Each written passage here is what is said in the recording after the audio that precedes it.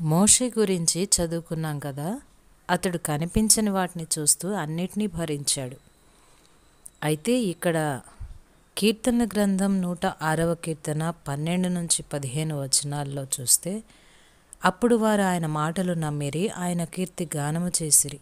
అయినను వారు ఆయన కార్యములను వెంటనే మరచిపోయిరి, ఆయన ఆలోచన కొరకు కనిపెట్టుకొనకపోయిరి. అరణ్యంలో వారు బహుగా ఆశించిరి, ఎడారిలో దేవుని శోధించిరి. వారు కోరింది ఆయన వారికి ఇచ్చెను, అయినను వారి ప్రాణములకు ఆయన క్షీణత కలుగచేసెను.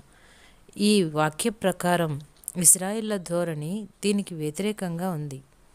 పరిస్థితులు అనుకూలంగా ఉన్నప్పుడే వాళ్ళు సహించారు. వాళ్ళకి ఏది అనిపిస్తే దాని ప్రకారమే ప్రవర్తించారు. అదృశ్యుడైన నిత్య దేవునిలో వాళ్ళు నమ్మకం ఉంచలేదు. ఈ రోజుల్లో కూడా చాలామంది నామకార్థపు క్రైస్తవులు ఉన్నారు.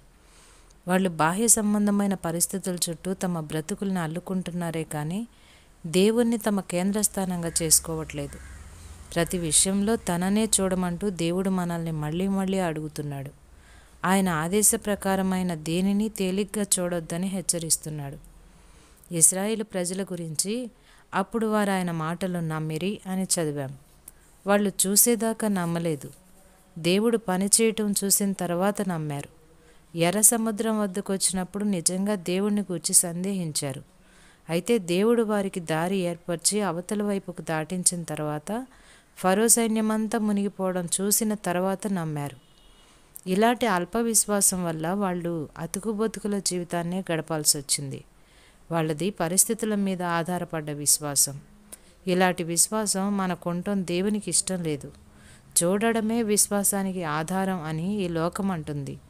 దేవుడు చెప్పేది ఏంటంటే నమ్మితేనే చూడగలవు అని.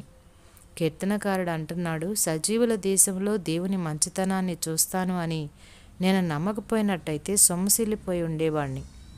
పరిస్థితులు అనుకూలంగా ఉన్నప్పుడే దేవుని నమ్ముతున్నావా, లేక పరిస్థితులు ఎలా ఉన్నప్పటికీ నమ్మకాన్ని దేవునిపై నిలుపుకోగలుగుతున్నావా? విశ్వాసం అంటే కంటికి కనిపించని దాన్ని నమ్మటం. దానికి ప్రతిఫలం ఏంటంటే నమ్మిన దానిని కళ్ళారా చూడగలగడం.